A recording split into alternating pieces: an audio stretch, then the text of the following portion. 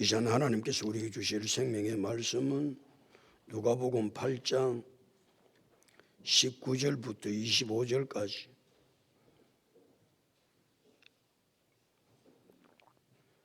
누가복음 8장 19절부터 25절까지 우리 함께 합독합니다. 예수의 어머니와 그 동생들이 와서는 무리로 인하여 가까이 하지 못하니 어떤 이가 알리되 당신의 어머니와 동생들이 당신을 보려고 밖에서 있나이다.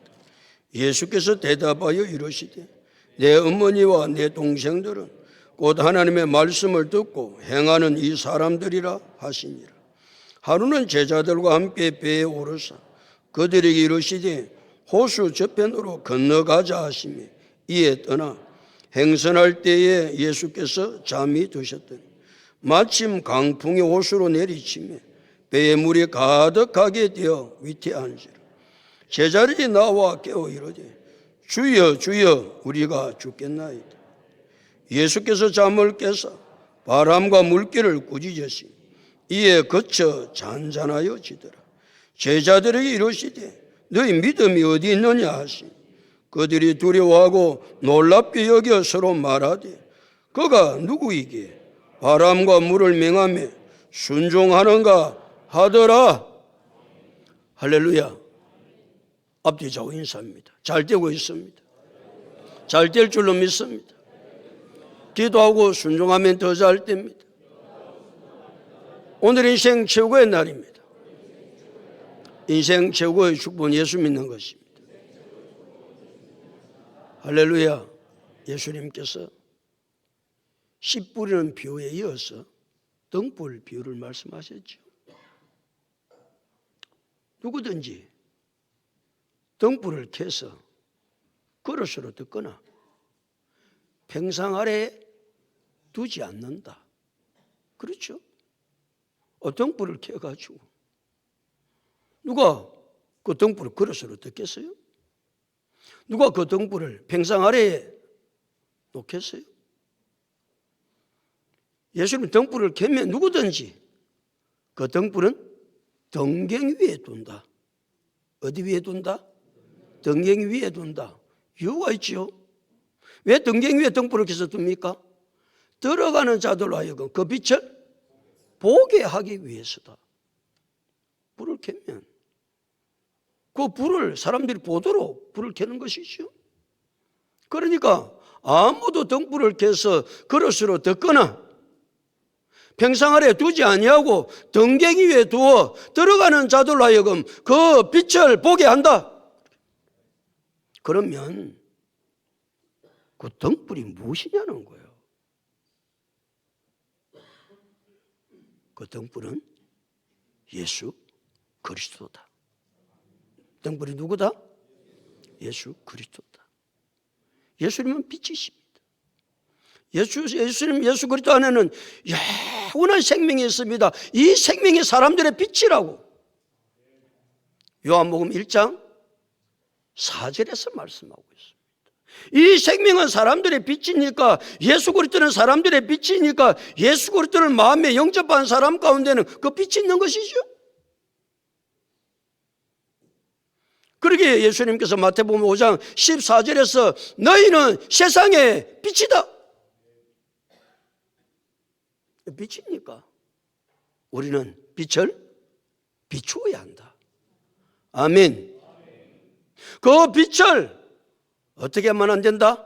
그릇으로 듣거나 평상 아래 두지 아니하고 어디 위에 두어야 된다? 등경 위에 두어야 한다. 그래서 이사야 60장 1절은 일어나 빛을 발하라. 우리가 빛이니까 일어나 빛을 발하라고 이사야 60장 1절에서 말씀하고 있는 거예요. 사랑하는 성도 여러분, 우리는 빛이다. 그래서 우리는 많이 기도합니다. 우리가 세상의 빛이라고. 이 빛을 우리는 이 세상에 뭐 해야 된다? 비추어야 한다. 2024년 이 생명의 빛, 이 복음의 빛을 온 세상에 비출 수 있는 우리 모두가 다 될 수 있기를 예수 그리스도 이름으로 축복합니다. 예수님 당신은 예수님 빛이시지만 예수님은 자기 자신의 빛을 그 당시는 드러내지도 아니하고 나타내지도 아니했습니다. 예수님의 생명의 복음의 빛은 예수님께서 십자가 위에서 인간의 근본 문제인 죄 문제를 해결하셨을 때 이 빛은 드러났습니다.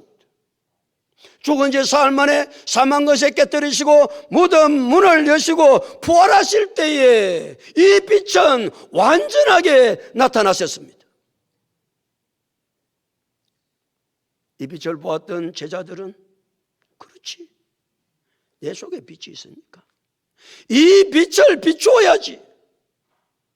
그래서 제자들은 생명을 걸고 이 복음의 빛을 비추었습니다. 또 이 빛을 본 사람들은, 이 빛을 받은 사람들은 자기들의 삶의 처소에서 세계 열방 속에서 이 복음의 빛을 비추어서 어두운 죄악은 물러가고 생명의 빛이 이 온 세상에 가득하게 된 줄로 믿습니다. 이 빛을 말이죠. 예수님 우리 모두가 비추기를 원하십니까? 더 놀라운 것은 이 복음의 빛을 비추면 하나님 풍성한 복을 약속을 해놓고 계세요. 먼저 현세에서, 이 세상에서 100배의 복을 약속하고 계신다. 아무도 아멘 안 하네. 받기 싫은가 봐. 몇 배의 복을 약속하고 계신다? 100배의 복. 100배의 복은 어떤 복이죠? 하나, 둘, 셋, 넷, 100개 이 말입니까? 아니고 100배의 복이라는 말은 풍성해서 셀 수 없는 놀라운 복을 우리에게 허락해 주신다. 뭐 하면? 말로 안 하노? 뭐 하면? 복음의 등불을 비추면 실어가지고 그냥 말도 안 한다, 말도 안 해. 이 세상에 100배의 복을 받을 수 있는 사람은 뭐하는 사람에게 100배의 복을 주신다고 하나님 약속하셨다? 복음의 등불을 비추는 사람에게 이 세상에서 몇 배의 복을 주신다? 하나님 약속하시면 반드시 약속은 지키신다. 100배의 복 받기를 원하시면 엉뚱한 일 하지 말고 무엇을 비춘다? 복음의 빛을 비춘다. 뿐만 아니라 우리의 삶은 현세의 삶만 있는 게 아닙니다. 내세가 있습니다. 내세에서 이 복음의 빛을 비추는 사람 하나님이 약속하기를 내세에서 영생을 받지 못할 사람이 없다. 영생의 복을 주신다. 누구에게? 복음의 빛을 비추는 사람에게. 할렐루야. 그러니까 복음의 빛을 비추어야 이 땅에서도 100배의 복을 받고 살고 내세에서도 영생의 복을 받고 살고 이 길은 많은 길밖에 없다. 복음의 등불을 비추는 길밖에 없다. 사랑하는 성도 여러분, 2024년 내 속에 생명이 있습니다. 그것이 사람들의 빛이라고 그랬습니다. 예수는 이 빛을 일어나 바라기를 원하시니까 이 등불을 마음은 안 된다. 그릇으로 떼거나 평상 아래 두면 안 되고 등경 위에 두어 모든 사람에게 비치게 해야 한다. 그래서 하나님께서 약속하신 그 풍성한 복을 이 땅에서도 받고 하늘 아래서도 받는 우리 모든 성도들이 다 될 수 있기를 예수 그리스도 이름으로 축복합니다. 오늘 19절 말씀입니다. 19절 다 같이 읽겠습니다. 시작.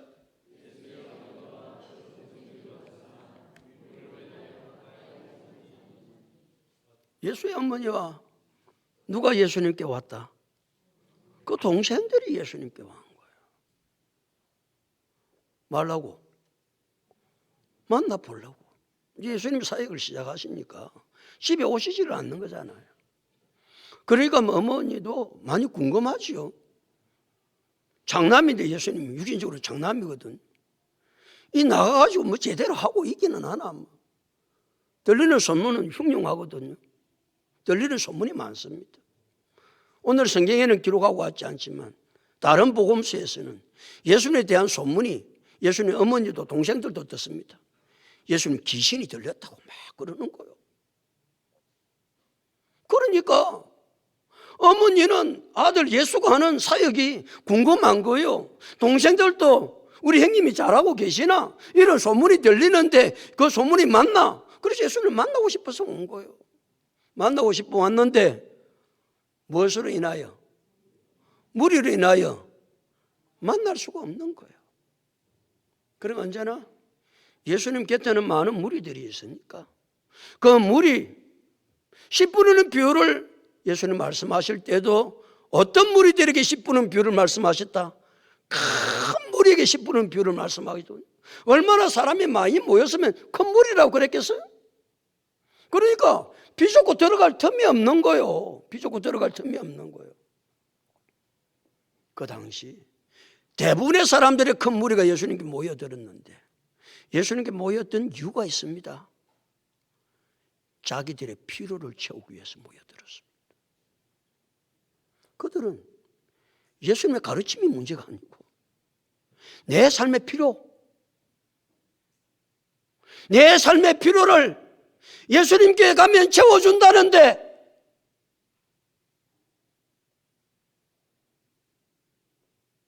지금도 많은 사람들이 예수님께 나옵니다.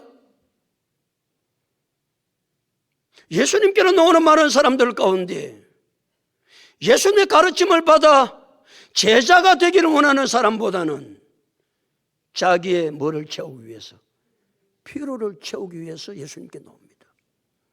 여러분 오늘 예수님께 왜 나왔습니까?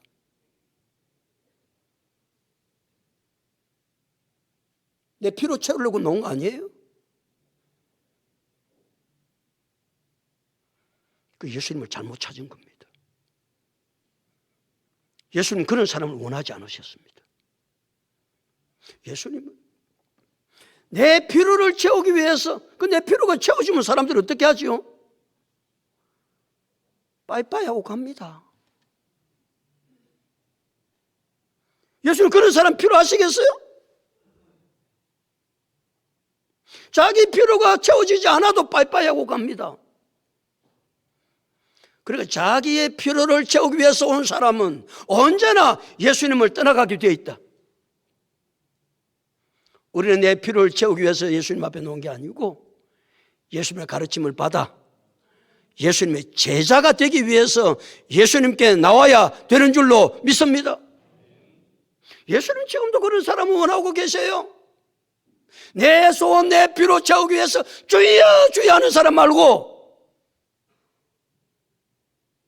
오늘 예수님께서 내게 뭐라고 말씀하시는지 그 말씀의 가르침을 받아 주님께서 원하시는 진정한 제자가 되기 위해서 예수님을 찾고 오늘도 내가 예수님의 제자가 되지 못하는 것 때문에 애를 태우고 그런 거룩한 믿음의 사람들이 다 될 수 있기를 예수 그리스도 이름으로 축복합니다. 그리고 예수님의 어머니와 동생들이 무리들 때문에 예수님께 가까이 할 수 없으니까 어떻게 하는가? 20절 다 같이 20절 읽겠습니다. 시작.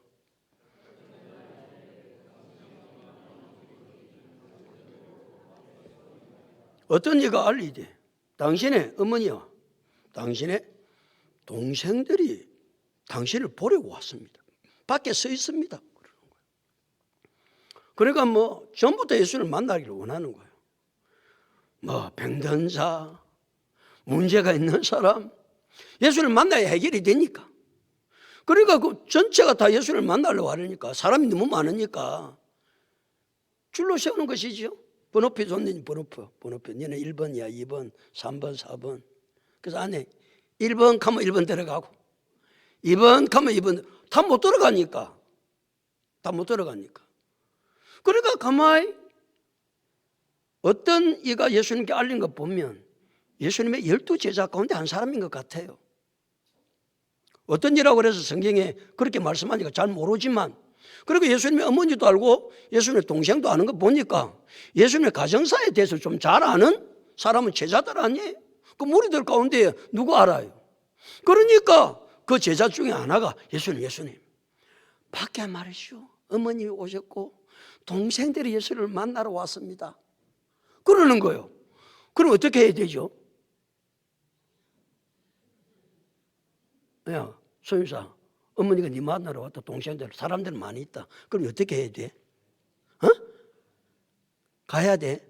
가든지 아니면 빨리 모시고 이렇게 말이라고 하나 있어. 어머니 너를 모셔.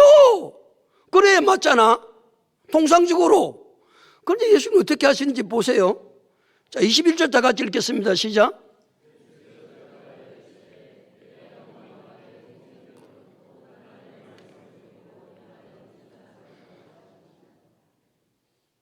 제자 가운데 하나가 와가지고 예수님, 어머니 아까 동생 왔으니까 어찌할까요? 이런 물은 거 아니에요. 그럼 빨리 이리 오이라, 모시고 와야지. 이 사람은 그게 말이라고 하고 있나? 이래야 그게 정상 아니에요? 근데 예수님께서 대답하여 이르시되, 뭐라고 말씀하신다? 내 어머니와 내 동생들은 곧 하나님의 말씀을 듣고 행하는 이 사람들이 내 어머니요 내 동생들이다. 이렇게 말씀하시는 거요. 세상에 어떻게 어머님이 오셨는데, 사랑하는 동생들이 왔는데 빨리 안으로 모시라고 안 그러고, 내 어머니와 내 동생들은 곧 하나님의 말씀을 듣고 행하는 이 사람들이다. 동서고금을 막론하고 피는 물보다 진하다. 좀 낫다. 내가 피는 물보다 진하잖아요. 그래서 동서고금을 막론하고 다 그렇거든. 그러니까 부모 형제 깜빡 넘어갑니다. 더더나 누구? 유대인하고요 우리나라 사람 정서가 비슷하거든요. 유대인이나 우리나라 사람은 훨씬 더 강합니다. 부모 형제 누가 뭐 동생 건드렸다 그러면 난리 납니다. 행 찾아가가지고 뭐 학교 뒤집어 놓습니다. 우리 동생을 누가? 그런데 예수님은 전혀 그렇게 하시지를 않는 거예요. 그러면 예수님이 혈육을 등한시하는 걸까? 아니요. 예수님은 다른 것을 무리들에게 제시하고 있고 오늘 우리들에게 가르쳐주고 계신 거예요.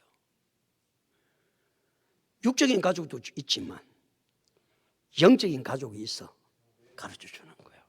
영적인 가족. 육적인 가족은 혈육으로 맺어지는 것이지만 영적인 가족은 혈육으로 맺어지는 것이 아니고 뭐 할 때 영적인 가족이 된다? 하나님의 말씀을 듣고 행하는 자가 영적인 가족이고 하나님의 가족이다. 하나님의 가족의 기준을 딱 정해주시는 거예요. 하나님의 가족은 혈육으로 되는 게 아닙니다. 육정으로 되는 것이 아닙니다. 요한복음 1장 12절 13절 12절은 잘 암송하고 있죠. 요한복음 1장 12절 다 같이 시작.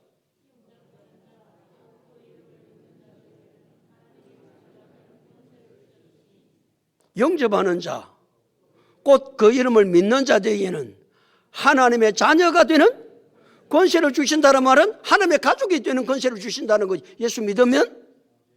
자, 그 다음에 13절은 뭐라고 말씀하고 있습니까? 그래, 대단하다. 조금이라도 뭐 얽혀 사니까.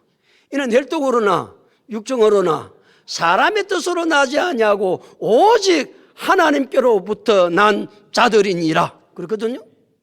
그러니까 하나님의 가족, 영적인 가족은 혈통으로나 육정으로 나지 아니하고 오직 하나님으로부터 난 자들. 그 말은 예수님의 기준을 제시하시기를 하나님의 말씀을 듣고 행하는 자가 하나님의 가족이 되고 영적인 가족이 된다. 그렇게 말씀하시는 거예요. 여러분, 하나님의 가족 맞습니까? 하나님의 가족이 되는 기준이 있습니다. 그 기준이 뭐라고요? 하나님의 말씀을 먼저 듣는 겁니다. 지금 누가복음에서 계속해서 우리에게 말씀하고 있는 것, 중요한 것을 말씀하고 반복적으로 말씀하고 있는 것이 무엇입니까? 말씀을 듣는 것입니다. 말씀을 듣는 것이 얼마나 중요한지. 씨 뿌리는 비유에서도 좋은 땅에 전제 조건이 있었습니다. 좋은 땅이 되는 전제 조건은, 첫 번째 조건이 무엇입니까? 하나님의 말씀을 착하고 좋은 마음으로 듣는 겁니다. 하나님의 말씀을 듣지 않는 사람은 하나님의 말씀을 행할 능력이 나타나지 않습니다. 왜요? 믿음은 들음에서 나기 때문에. 그래서 로마서 10장 17절은 믿음은 들음에서 나며 들음은 그리스도의 말씀으로 말미암았느니라. 하나님의 말씀을 들어야 믿음이 생기고, 믿음이 생겨야 하나님의 말씀에 순종할 수 있어. 순종해야 누구의 가족이 된다? 하나님의 가족이 되는 거예요. 그냥 믿습니다 하면 그래가 가족이 되는 게 아니고, 하나님의 가족이 되는 기준, 영적 가족이 되는 기준은 먼저 뭐 해야 된다? 하나님의 말씀을 잘 듣습니다. 그러니까 보면 압니다. 하나님 안 듣는, 그냥 앉아있는 사람도 많습니다. 하나님 말씀 잘 들을 수 있기를 축복합니다.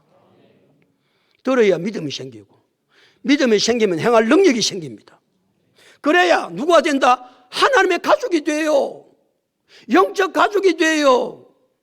이 땅의 육신의 가족은 이 땅에서만 존재합니다. 일시적인 겁니다. 그럼 여러분, 아무리 아내가 사랑스럽고 하늘나라 가면 다 소용없습니다. 다 빠이빠이입니다. 그런 게 없습니다. 그렇게 앵가에 그걸 사소, 앵가에. 앵가에 내 새끼, 네 새끼 사소. 하늘나라 가면 그거 없다니까? 정신을 차리고 살아야 됩니다. 네 새끼, 내 새끼보다 중요한 것은 하나님의 말씀을 듣고 행하는 것이 더 중요하다. 하늘나라 가면 없다니까? 네 새끼, 내 새끼, 당신 사고 말이지. 당신 없으면 못 삽니다. 아나 꽁꽁. 다 이 땅에 있는 거 끝이다, 끝. 멀리 없으면 못 살아. 하늘나라 가면 없는데 뭐. 이 땅에서는 필요한 거예요. 그러나 하나님의 나라에서는 없는 거예요. 그러나 이 땅의 가족은 일시적인 것이지만 영적인 가족은, 하나님의 가족은 영원한 것이다. 이걸 예수님이 지금 가르쳐 주고 싶은 거예요. 그래서 예수님은 육신의 가족을 부정하는 것이 아니고, 우리가 생각할 때는 예수님은 그런 예수님이 다 있어, 그런 말이 아니고, 영적인 가족, 하나님의 가족이 육신의 가족보다 훨씬 더 중요한데 우리는 그것은 깨닫지 못하고 말이죠. 거기에 매여서 하나님의 뜻을 이루는 것보다 그것이 더 중요하다고 생각하는, 아니올시다. 정신 차리고. 육신의 가족은 이 땅에 잠깐 있다가 끝나는 거예요. 그건 전부 다 하나님과 우리 사이의 관계를 더 잘 알게 하기 위한 그림자예요. 부부 사이도 하나님과 우리 사이의 관계를 어떻게 사랑해야 될지를 알게 하는 그림자예요. 부모와 자식 사이도 하나님 아버지와 우리의 영적인 성도들의 관계가 어떻게 설정되어야 될지를 가르쳐주는 그림자예요. 왜 인간은 못 깨달으니까? 이런 관계를 통해서라도 하나님 아버지의 뜻을 깨닫고 그 사랑을 알고 주님께서 원하시는 놀라운 뜻들을 이루어가기 위해서 아내도 주고 자식도 주고 부모 형제가 있는 거예요. 더 중요한 것은 무엇이다? 하나님의 말씀을 듣고 행함으로 하나님의 가족이 되고 영적 가족이 되는, 영원한 가족이 되는 것이 중요함을 우리가 말씀하고 있으니까 이 진리 깨달아서 영원한 가족이 될 수 있는 우리 모두가 다 될 수 있기를 예수 그리스도 이름으로 축복합니다. 22절 다 같이 읽겠습니다. 시작.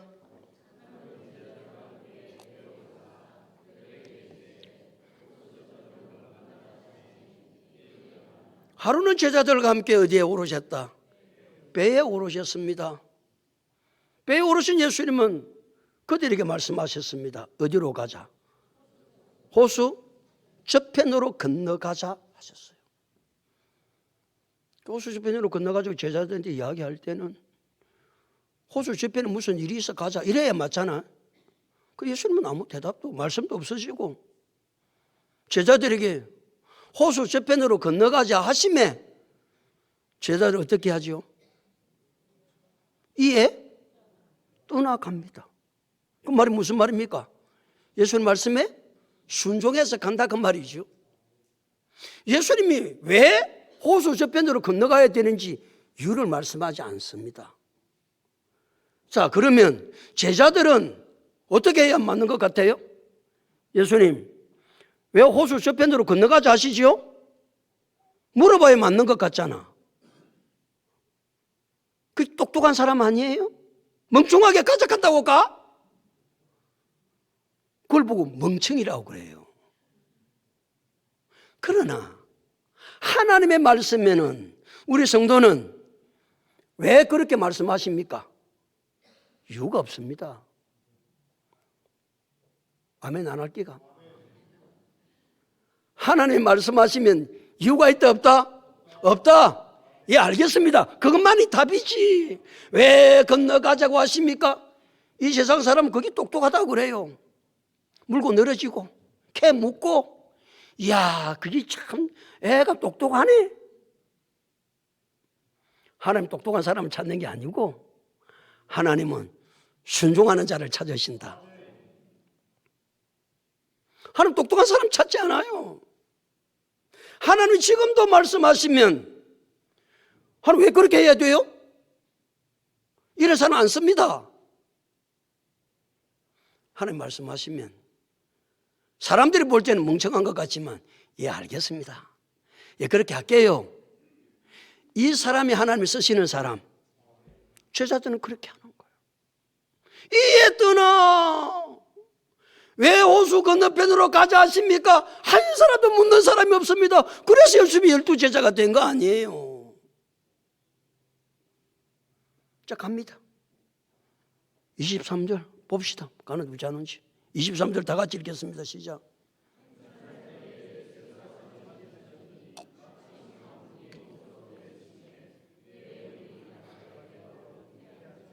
행설할 때 배가 지금 가고 있을 때에 예수님은 뭐 하셨더라? 잠이 드셨더라. 예수님이 얼마나 사역이 많고 피곤하셨는지. 그 예수님이 배를 타자마자 그냥 주무신 거예요. 머리만 대면 잔다. 피곤하니까 그렇죠. 피곤한 사람은 머리를 대도 잠이 안 온다. 그렇죠. 이 생각 저 생각 잡다한 생각으로 예수님은 잠을 잘 시간이 없어요. 사실은 사람들이 무리들이 찾아오니까. 그러니까 예수님이 잠깐 갈릴리 호수를 건너는 시간 타임에 고물을 베개를 하고 다른 복음서에는 예수님이 주무세요. 잠이 드셨다는 말은 그냥 한잠이 드신 거예요. 한잠이 드신 거예요. 자, 예수님이 잠을 주무시는데 그 다음에 성경이 뭐라고 말씀하고 있습니까? 마침 강풍이 호수로 내리침에 배물이 가득하게 되어 위태 앉으라. 지금 누가 가자해서 가는 거죠? 예수님 말씀에 순종해서 가는데 그러면 예수님의 말씀에 순종해서 가면 쨍 하고 햇빛이 나야 되잖아. 순풍이 불어가지고 말이죠. 뒤에서 바람이 살살살 불어가지고 노선을 살살 젓는데도 빨리 가야 되는 게 맞죠? 대답 안 하노? 맞다고 하면 큰일 나는 거 알지? 보통 생각하는 사람들의 생각이다 그 말이에요. 예수님의 말씀에 순종하면 만사가 형통하고 쨍하고 햇빛이 나고 뒤에서 순풍이 불어오고 순탄하고 그래야 되는데 예수님 말씀에 순종해 가고 있는데도 마침 뭐가 휘몰아친다고요? 강풍이 호수를 내리치는 거예요. 강풍. 갈릴리 바다는 지리적인 특성 때문에 가끔 가다 강풍이 내리치는 거예요. 이제 갈릴리 호수는 지중해 해면보다 200m가 지면이 낮거든요. 굉장히 낮은 곳이에요. 갈릴리 바다는. 지중해보다 200m가 낮으니까 뭐 120m도 아니고 200m가 낮아요. 그리고 갈릴리 바다는, 여러분 갈릴리 바다 가보셨어요? 그럼 안 가봤니 뭐 이야기가 되나 안 되지. 그러니까 갈릴리 바다는 전부 다 사면이 높은 협곡으로 둘러싸여 있습니다. 협곡으로. 높아요. 산들이. 협곡은 골이 깊다 그 말이죠. 그러니까 위에서, 산 위에서 찬바람이 확 내리치면 갈릴리 해면에 있는 뜨거운 공기하고 딱 만나면 일어나는 현상이 강풍이 일어나는 거예요. 확 강풍이 몰아쳐요. 그러면 아무리 배를 조종을 해도 배가 조정이 안 돼, 불가능해요. 배가 뒤집혀요. 그래서 표현이 뭐라고 그랬어요? 위태한지라.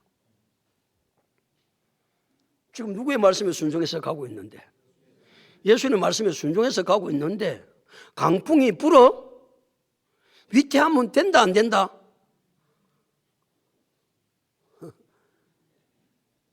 우리는 그러면 안 된다고 생각하는 거예요. 그러나 예수님 말씀에 순종해 가도 우리의 삶들 가운데 강풍은 일어나고, 이때 하면 크게 하고 강풍도 일어나고 위대한 일을 만나고, 예수님 말씀에 순종해 간다고 잔잔한 호수만 있는 게 아닙니다. 때로는 강풍이 몰아칩니다. 그래서 위태하게 됩니다. 죽을 위기에 처할 때도 있습니다. 위기를 만납니다. 이때 우리가 어떻게 해야 될 것이냐 말이에요. 어떻게 하는지 볼까요? 제자들이 24절 다 같이 읽습니다. 시작.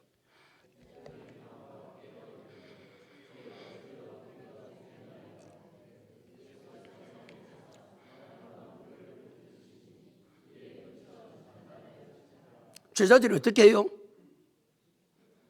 예수님을 깨워요.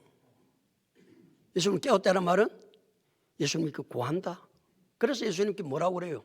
주여 주여 우리가 마겠나이다. 죽겠나이다. 살려주세요. 밑에서 죽을 때 되면 가만히 있어라 그래. 뭐 죽지 꼴 죽어버리지 뭐. 죽고 싶으면 죽고, 살고 싶으면 방법 한 가지 있다. 어떻게 한다? 예수님께 주여 주여 우리가 마겠나이다. 죽겠나이다. 좀 살려주세요. 그러니까 우리를 살려주실 분은 누구밖에 없음을 예수님 깨닫게 하시는 겁니다. 예수님밖에 없음을. 그 제자들에게 우리가 순종해서 산다 할지라도 강풍은 만나게 되고 위기는 만나게 되고 죽을 위태로운 일들이 생길 때, 그때 우리 성도가 해야 될 일은 이 위기를 극복할 수 있고 이 풍랑을 잔잔하게 할 수 있는 분은 우리가 할 수 있는 것이 아니라 누구밖에 없다? 예수님밖에 없다? 하나님밖에 없다? 그래서 위기를 만났을 때 성도들이 할 수 있는 것은 주여 주여 부르짖고 살려달라고 하는 것밖에 없다. 그래서 시편 50편 15절에 환난 날에 나를 부르라 그랬어요. 환난 날에, 위기를 만나는 날에 하나님의 사람들이 할 수 있는 것은 하나님을 마는 것이다. 부르는 것이다. 그래서 환난 날에 나를 부르라. 내가 너를, 답을 좀 해봐라. 내가 너를 건지리니 그랬어요. 빠져 죽겠다는데 내가 해결해 보지 뭐. 내가 키를 잡아 보지 뭐. 잡힙니까? 예수님의 제자들 가운데는 갈릴리 바다에서 잔뼈가 굵은 사람들이 여럿 있습니다. 베드로가 있습니다. 야고보가 있습니다. 요한이 있습니다. 이들이 강풍을 한두 번 만나봤겠어요? 지금 배를 키를 잡고 가려고 그럽니다. 안 됩니다. 위기를 만나면, 강풍을 만나면 우리 힘대로 되는 게 아닙니다. 만지라 위태하게 됩니다. 그때 우리가 할 수 있는 것은 환난 날에 나를 부르라 그랬습니까? 내가 너를 건지리니 내가 나를 영화롭게 하리라. 우리가 위기를 만났을 때, 위태하게 되었을 때 우리가 할 수 있는 것은, 우리가 선택할 수 있는 것은 아무것도 없습니다. 내가 그 방향을 잡아 그걸 보려고 해도 방향이 안 잡힙니다. 하면 할수록 고생이지요. 베드로, 야고보, 요한 이들이 얼마나 애를 많이 써봤겠어요. 누가 마십니까? 예수님이 고나게 주무시니까. 할 수 있으면 예수님을 안 깨우고 우리가 해결해 봐야지. 안 미안나? 지난번에도 깨웠는데 안 미안나? 예수님 앞에 미안한 게 없다. 무조건 그냥 위태하다고, 죽겠다고, 살려달라고, 하나님 아니면 안 된다고,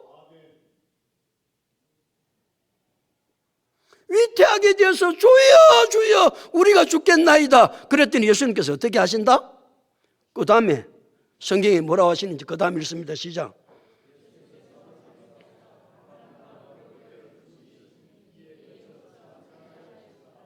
예수께서 잠을 깨사 바람과 물결을 꾸짖으시니 이에 그쳐 잔잔하여지더라 그랬어요. 우리 인간의 힘으로 할 수 있는 게 아닙니다. 큰 풍랑이 일어나면요, 아니면 작은 풍랑이라도 우리가 그 풍랑을 잠재울 수 있는 힘이 있습니까? 힘이 없습니다. 그런데 예수님을 깨웠더니, 예수님께서 일어나시더니, 우리의 소리를, 기도의 소리를 듣고 예수님께서 거기에 개입하시더니 바람과 물결을 명령하며 거쳐 잔잔하게 돼. 위태한 일을 만나고 강풍을 만난 우리의 삶, 끊임없이 우리의 삶들 속에 일어나는 일입니다. 내가 믿음을 가지고 예수님 말씀에 순종해서 가다가도 강풍은 몰아치게 돼 있는데 이때에 주저하지 말고 어떻게 하면 된다? 주여 주여 내가 죽겠습니다. 좀 살려주소. 그럼 예수님께서 잠에서 깨사 바람과 물결을 꾸짖으시며 이에 그쳐 잔잔하게 되는 역사는 일어나게 되는 줄로 믿습니다. 얼마나 놀라운 역사인지 모릅니다. 그러니까 여러분 억지지 말고 내가 해봐야지, 해봐라 막 그래. 인생 그렇게 사는 게 아니라고 지금 그렇게 가르쳐 주는 거예요. 믿음에 사는 그렇게 사는 것이 아니라고. 25절 다 같이 읽습니다. 25절 다 같이 시작.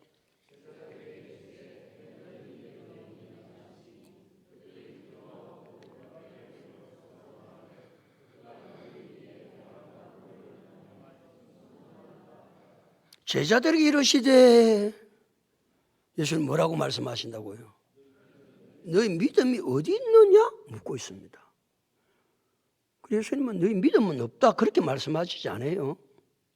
너희 믿음이 어디 있느냐고 묻고 있습니다. 근데 믿음은 있었는데 그 믿음이 어디 간 거요? 도망간 거라, 잃어버린 거라. 뭘 만나니까? 위기를 만나니까, 큰 풍랑을 만나니까, 강풍을 만나니까, 어려운 일을 만나니까, 큰 문제를 만나니까 이전에는 그 사람 믿음이 굉장했는데 평소 때는 믿음이 좋았어요. 아멘 하고 말이지. 얼마나 믿음의 말을 하고 믿음의 삶을 사는지 몰랐는데 무엇을 딱 만나고 보니까, 위기를 만나고 보니까 그 사람 믿음이 어디 갔는지 하나도 없는 거야. 믿음은 평온할 때 믿음이 능력을 발휘하는 게 아니고 믿음의 능력은 위기를 만났을 때 발휘한다. 내가 위기를 만나고 큰 일을 만나고 당황스러운 일을 만났을 때 믿음 없는 사람들처럼 지금 제자들이 그렇게 행동했다 그 말이거든요. 예수님은 너희가 어떻게 믿음도 하나도 없는 사람들처럼 그렇게 행동하고 난리법석을 띠냐? 너희 믿음이 어디 있냐? 어디서 믿음을 잃어버렸냐?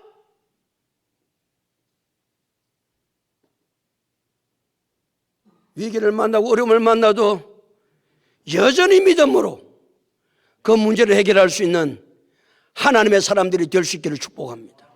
너희 믿음이 어디 있냐?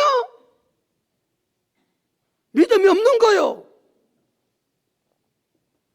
사람의 믿음은, 그 사람의 믿음은 언제 그 진가가 발휘된다? 위기를 딱 만나보면 발휘가 돼요.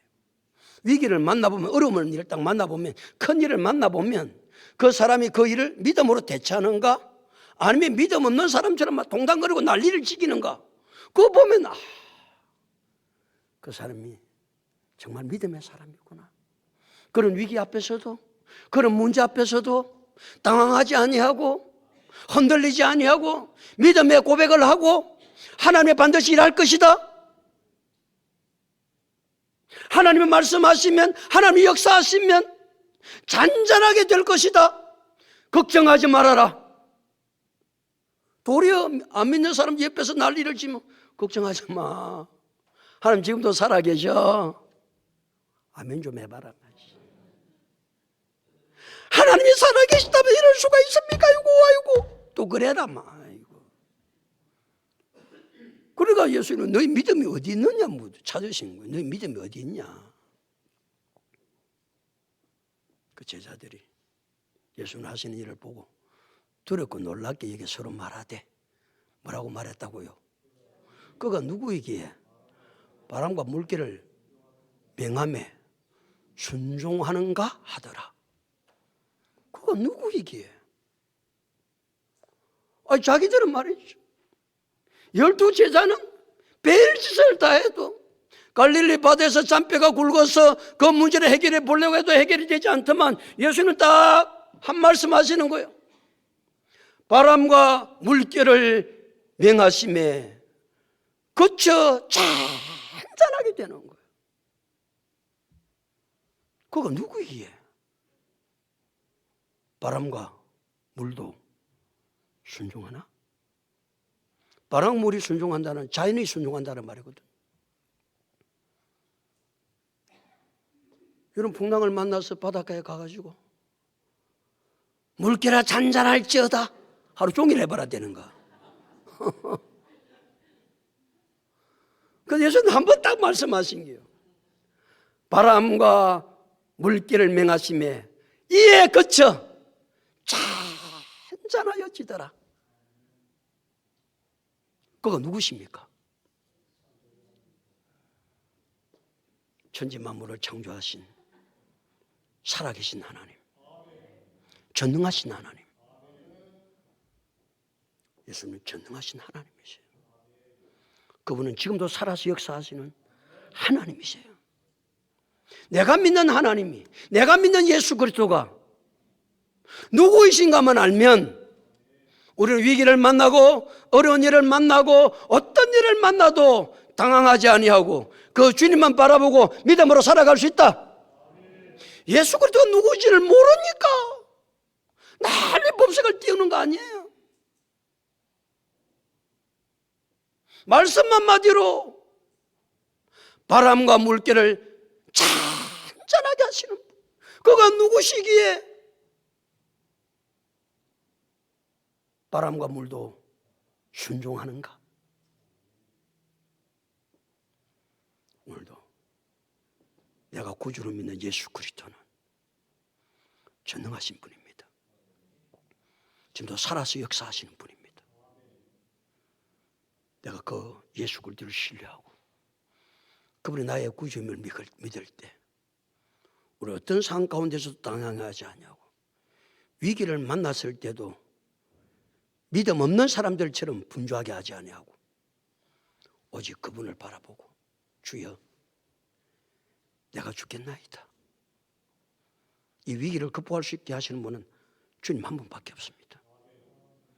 하나님 말씀하시면, 이 사건 속에 개입하시면 역사는 일어나게 될 줄로 믿습니다. 이런 믿음으로 주의 놀라운 역사를 이루어 갈 수 있는 우리 모두가 다 될 수 있기를 예수 그리스도 이름으로 축복합니다.